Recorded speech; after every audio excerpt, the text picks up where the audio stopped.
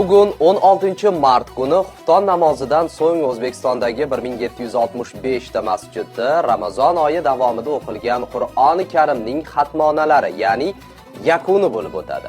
Bu haqda O'zbekiston musulmonlari idorasi xabar berdi. Qur'on Allohning kalomi bo'lib, uni to'liq o'qib tugatish ulug' ibodat. Qur'on xatm qilinganda ijobat bo'ladigan duo bor.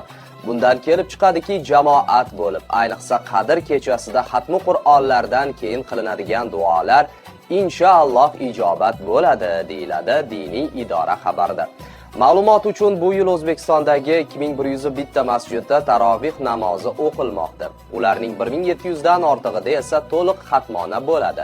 Jarayonga 3642 nafar qorilar saralab olingan. Xatmi Qur'on tadbirlari barcha masjidlarda bir xil vaqtda va bir xil tartibda boshlangan.